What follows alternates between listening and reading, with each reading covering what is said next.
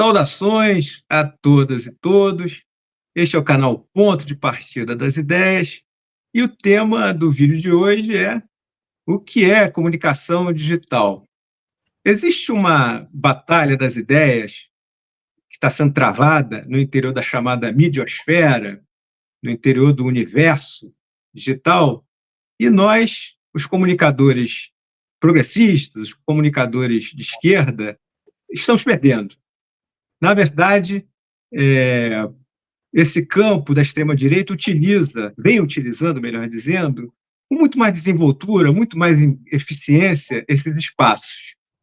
As consequências desse quadro são conhecidas, né? Especialmente por nós brasileiros. Né? É impressionante a penetração do bolsonarismo em acessos como o Instagram, como o Facebook, como o Telegram, como o WhatsApp, ou ainda o X, né, o ex-Twitter, né, só apenas para ficar nos mais conhecidos. Né? Por óbvio, há exceções a essa tendência. A comunicação produzida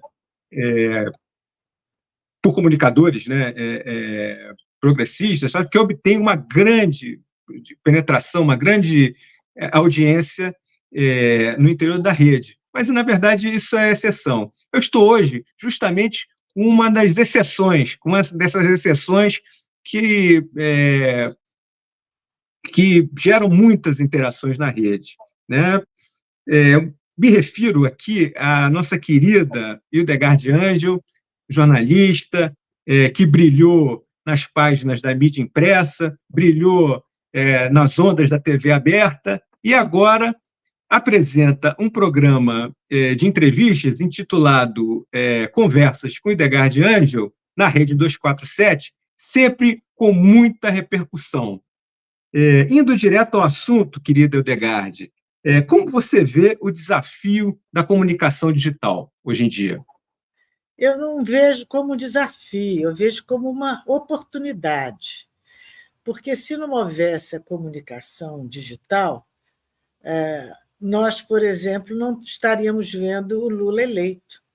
Porque o Lula teve uma grande alavanca que foi a comunicação digital, as redes sociais, o contraponto à versão hegemônica da grande mídia corporativa.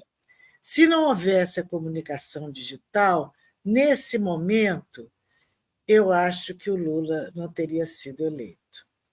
Assim como eu acho que a esquerda, de certa forma, as pessoas mais intelectualizadas e mais comprometidas com princípios de justiça, de igualdade, elas são mais, talvez, reativas à novidade. E eu vi, foi o que eu testemunhei, muitas pessoas muito inteligentes da esquerda com certo desprezo pelo mundo digital. Como se, eu prefiro o impresso, eu prefiro isso, eu prefiro aquilo. De certa forma, não querendo perder seu tempo ou dar a sua atenção a essa evolução que estava esfregando em nossos rostos o seu significado, a sua importância, e não seguiram por esse caminho, não se preocuparam em dominar as técnicas da comunicação digital. Isso tem muito a ver também com idade. Né? No caso do Bolsonaro, ele tem filhos jovens que já estavam que não são pessoas brilhantes, mas são pessoas atualizadas e já estavam nesse universo digital.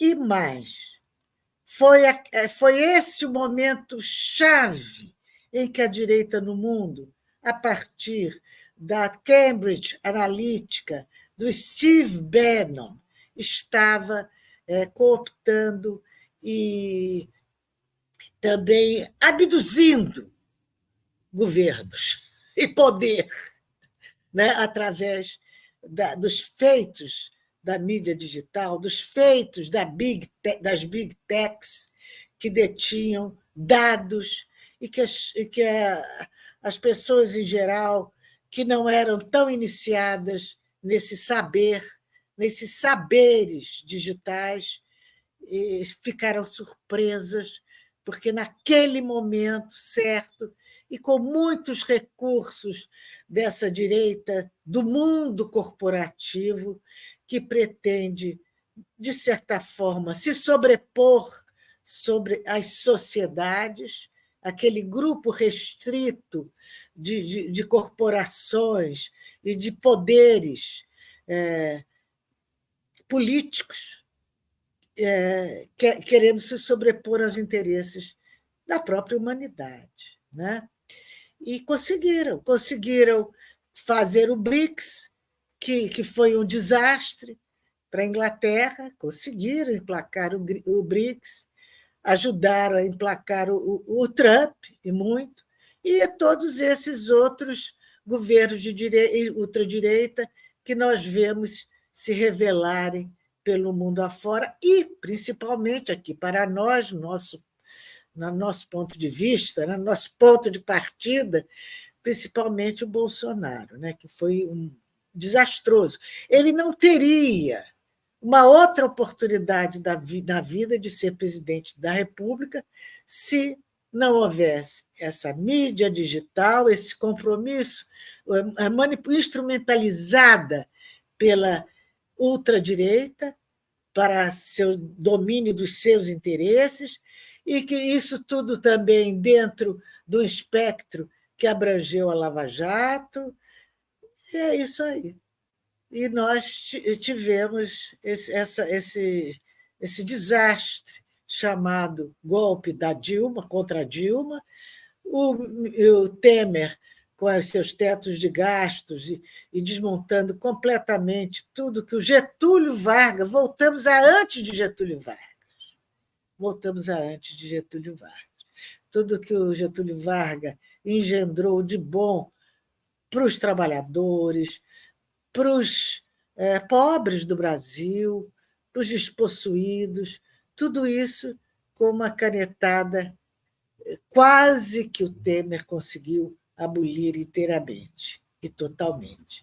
Não conseguiu abolir o ensino público, que era um projeto, muito menos o SUS, que também era outro projeto, mas com o bolsonarismo eles conseguiram a grande parte da Petrobras, conseguiram a Eletrobras, e já no governo de Fernando Henrique já haviam conseguido a Vale do Rio Doce, que foi um outro absurdo completo. Enfim, nós vimos esse desmonte ser operado pelos neoliberais, e depois do Fernando Henrique, e depois com muito mais eficiência pelos tecnocratas, pelas big techs, pelo mundo corporativo, através das mídias digitais, por um projeto de poder universal da ultradireita. É isso aí. Falei pouco? Não, falou. Vou aproveitar aqui você mais um pouquinho, posso? Pode, claro. Olha só, você tem uma enorme experiência, teve, né, uma enorme experiência na mídia escrita, uma enorme experiência na TV aberta, conforme eu falei, e você atua na mídia digital, mas como se você tivesse nascido desde isso aí. Você não sentiu a diferença. Né? Mas Me diga sabe, uma coisa, como é que foi essa experiência da passagem? Você sentiu, assim, como é que foi? Como olha, é que você, foi no muito seu dia a dia? sofrida para mim, muito sofrida. Você sabe que quando eu estava no Jornal do Brasil, quando o então proprietário Nelson Tanuri resolveu fechar o jornal impresso e manter apenas o jornal digital. Eu não quis. Ele me telefonou e falou: Ilde, você é a única pessoa da nossa equipe que eu estou convidando para se manter com o mesmo salário na imprensa digital, que era a mídia impressa digitalmente, não é essa mídia de YouTube, né, como nós estamos Sim, fazendo agora. sim, sim. E eu não quis, porque eu pensei, a mídia digital, eu tinha o meu blog, que tinha muito acesso, e que eu, de certa forma, fui levando num compasso mais devagar, quando eu entre o Globo e o Jornal do Brasil, né? Eu tive esse meu blog com muito sucesso também, mas era focado basicamente em comportamento e em sociedade, né? Alta sociedade, que era chamada. E eu fazia aquilo e já. Quando, e aí o Tanuri logo me chamou e eu fui trabalhar com o Tanuri. Antes disso, eu tinha tido uma oportunidade com com a Record, de mídia digital também, que era um site portal muito importante da Record, e que eu fiquei também por pouco tempo, porque eu não fiz o sucesso que eu podia fazer da Record, e sei que poderia, mas eu estava cerceada, não que eles me tivessem, nunca, jamais me censuraram de forma alguma, mas eu sabia que não era o meu ambiente. Não era o meu ambiente, porque era um ambiente em que a religiosidade se sobrepunha ao noticiário, e eu me sentia cerceada nesse aspecto, até porque eu sou católica, né? E eu eventualmente falava dos eventos católicos, e eu sei que isso criava desagrado, e eu não mudei minha atitude. E quando o contrato terminou, eles encerraram, e eu achei que estava certo, porque eu mesma não estava me sentindo no meu, com a minha liberdade. Porque quando você para, não que eles, eu vou reiterar, eles não me cercearam, mas eu estava cerceada pelo ambiente em que eu estava. Uhum.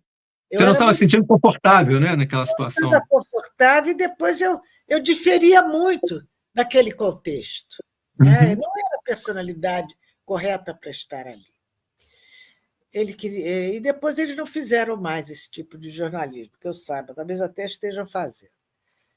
Aí depois, quando eu fui para o Jornal do Brasil, foi sucesso e tudo, eu tive a oportunidade de editar o meu próprio caderno, que era um caderno de 18 páginas, que saía uma vez por semana, chamado Caderno H, H Eu me de lembro Hilde. disso, eu me lembro, me lembro. E esse caderno, Marcelo, eu diagramava ele, apesar de ter diagramadores, mas a orientação da diagramação era minha, e elas finalizavam. Mas eu diagramava o caderno inteiro. Uhum. Eu também fazia a edição de todo o caderno, a revisão dos textos, e com muito prazer, sabe? E tive a oportunidade de lançar pessoas que se desenvolveram, e isso me deu muito prazer também.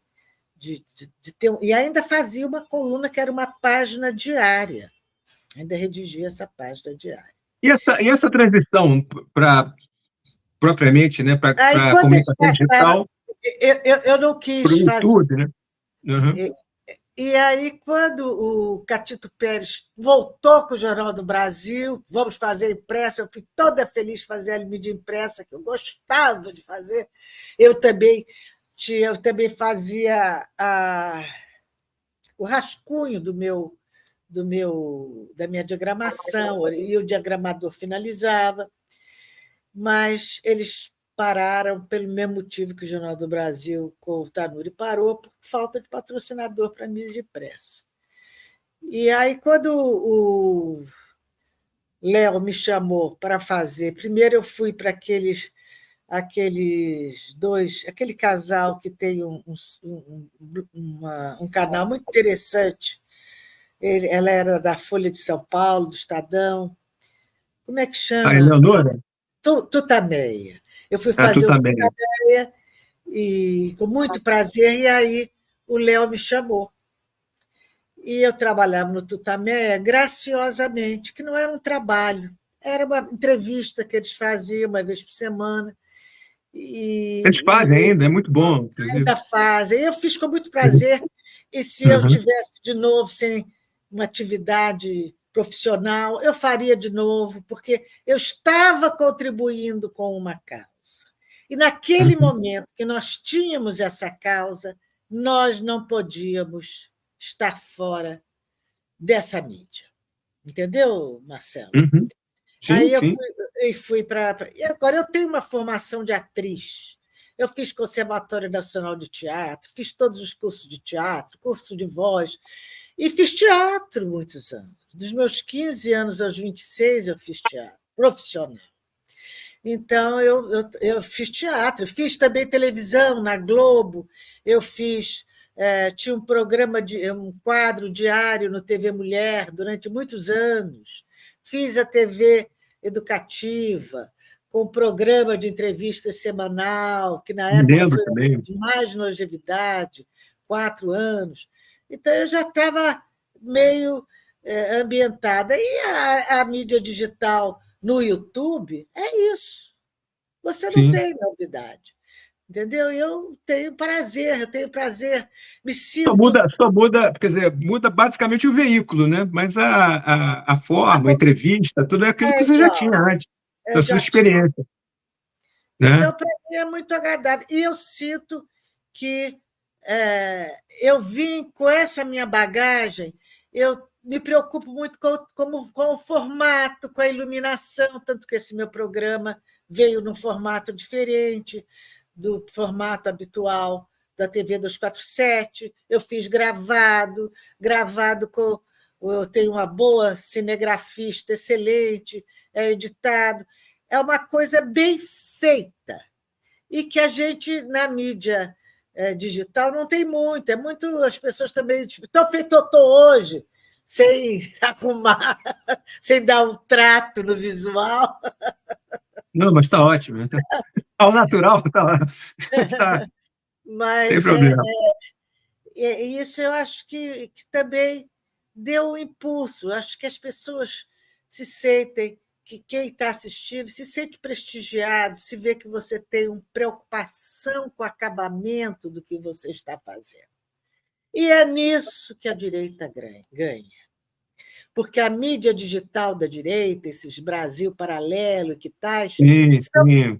Tem feitos com esses um cuidados de uma acabamento muito bom. mídia É verdade, visual verdade. profissional. E a mídia É. da esquerda não tem essa preocupação. E tem que Uhum. ter. Você não vai conseguir competir se a forma. Não basta o conteúdo. A forma tem que ser muito bem cuidada. A forma Certamente. tem que ser o motivo de uma preocupação grande. Eu tenho a Uhum. sorte de ter bons cenários em casa e tenho conseguido. Valéria, você também tem um ótimo cenário.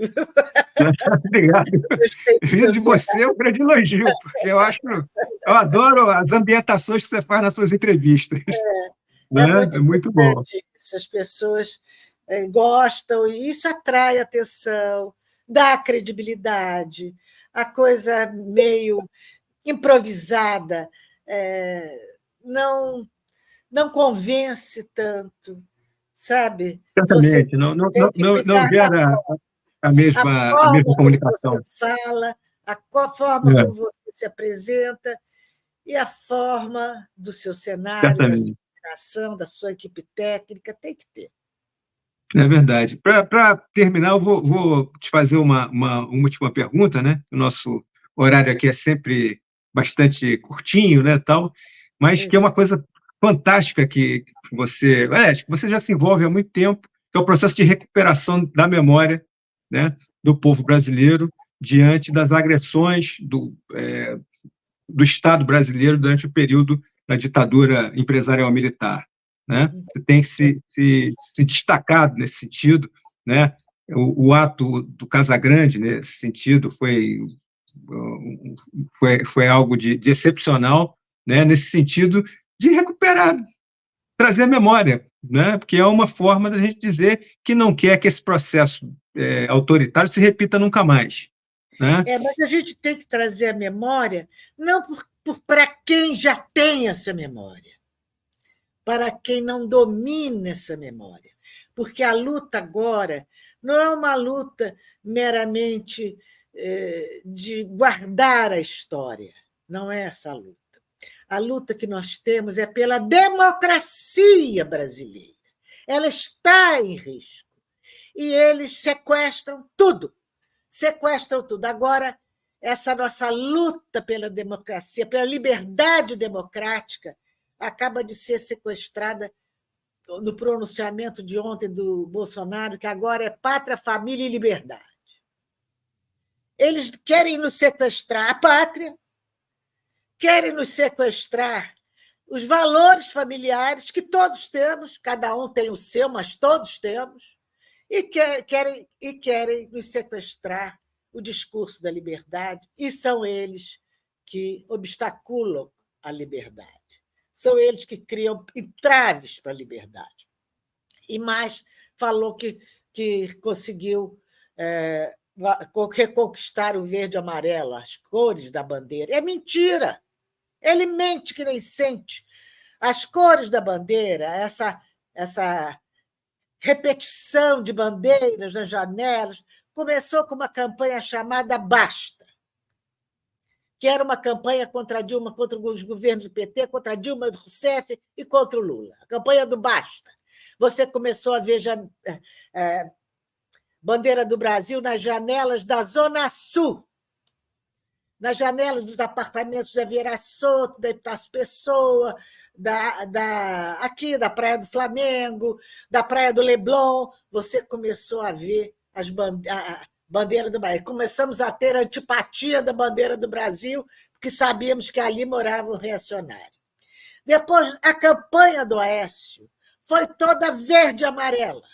Aquelas manifestações, passeatas do Aécio, comícios. No Brasil inteiro, as pessoas já iam de camiseta verde e amarela, porque ele ia de verde e amarelo. Está todo mundo de amarelo. Eu morava na Avenida Atlântica e via. Eu assistia, testemunhei isso.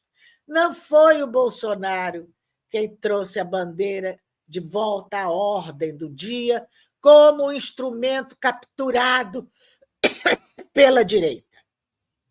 Foi o Basta que começou a campanha já vinha de antes, Lula, né? E contra a Dina. Já vinha de antes, né? Já vinha de antes, já existia. Então, é isso que nós temos que estar atentos para contra-argumentar imediatamente. São os hipócritas, né? Porque, ao mesmo tempo que eles falam para saudar a bandeira, eles batem continência pela bandeira americana, né? É típico deles, né? E É depois, deles isso. todas as passeatas, as primeiras do Bolsonaro, era o pessoal vestido de militar. Eu me lembro daqueles reservistas na praia de Copacabana, marchando, mito, mito, tudo com aquela camiseta, com a roupa de reservista. Que horror, que horror. Aqueles homens velhos, mito. E é uma coisa assim, meio assim, até eles que são tão contra a homossexualidade, meio homossexual, aquela coisa dos homens todos juntos, gritando mito, desmaiando por causa do Mossoraro. É uma coisa que você vê que eles têm esse problema com a homossexualidade, não conseguem ver isso naturalmente. É verdade. Eles têm é um preconceito, né? O sujeito é preconceituoso e além de preconceituoso, é reprimido, é terrível, né? São duas. Eles são reprimidos sexualmente. É verdade. Eles são apaixonados pelo Bolsonaro. E o Bolsonaro também é reprimidíssimo. Sim, eles têm que, como diz o povo, tem que sair do armário. Tem que viver. Vamos tirar todos do armário. Tirar todos do armário e se libertarem e deixar as outras pessoas serem livres também, né? Eles querem impedir a liberdade alheia, né? Como a esquerda, sobretudo o PSOL, tem esse compromisso com a pauta libertária, ninguém fala nada, tem que falar, tem que ir na ferida. Sim. Porque se a gente não for na ferida e ficar com muitas cerimônias, eles não têm nenhuma cerimônia com a gente. Não tem. Eles são preconceituosos, eles são cruéis, são cruéis. A gente já conhece. Exatamente, são cruéis. Querida Então, Edgarde. e agora vem aí a inteligência artificial e nós vemos já a esquerda mundial se opondo à inteligência artificial, que não quer dar conteúdo, porque precisa dos direitos. Tem que ter. A inteligência artificial ela é imexível, ela está aí. Não, isso não será, ela não será abolida, ela vai para frente. Nós temos é que aprender a utilizar a inteligência artificial também. E ter os nossos conteúdos, agora só as grandes empresas é que estão cedendo os seus conteúdos para a inteligência artificial. Nós temos que ceder também. Nós temos que ceder também, porque nós temos que ter o mesmo instrumental. Porque, senão, quando eles forem fazer uma pesquisa no Google, só vai ter lá o conteúdo da inteligência da direita, porque ela já se alinhou com a inteligência artificial. Então, se o Google já está com a inteligência artificial, nós também temos que estar com a inteligência artificial. Porque hoje a imprensa corporativa inteira do mundo e a não corporativa faz as suas pesquisas no Google. É no Google. A ferramenta fundamental para isso, não tem jeito. É por aí. Nós não temos que reagir. Vamos estudar legislações e instrumentos que realmente não comprometam. A verdade é o seguinte: tem que haver algum grau de preservação do trabalho das pessoas, né? Claro, né? De quem produz conteúdo, né? Temos que fazer isso, né? Mas o que nós não podemos fazer, eu concordo contigo, é uma posição reacionária diante da evolução técnico-científica, né? Essa não tem jeito. Senão a gente vai ser atropelado por ela, né? Não é isso? É isso aí. Brevemente não teremos mais livros impressos e temos que nos acostumar com isso. Sabe? Vamos fazer os livros na internet, direto, para ter muito acesso. Isso já tá acontecendo, né? Os livros já saem com edições, né? Com edições edições online, né? É verdade. Isso aí já é uma transição mais ou menos contemporânea, né? Já está acontecendo de alguma maneira. É o e-book. Isso, querida Edgarde. Muito obrigado aí pela sua participação aqui no nosso canal, viu? Foi muito bom conversar com você, né? E estamos aqui abertos para outras participações suas, viu? Eu agradeço a você, Marcelo, ter me colocado nesse patamar de entrevistável por você, um intelectual tão respeitado, tão ativo e tão presente na vida brasileira e nas grandes causas do nosso país. Muito obrigada. Muito obrigado, querida. Muito obrigado. Isso aquece o nosso coração, viu? Forte abraço para você, tá bom? Vamos nos despedindo aqui. Vamos.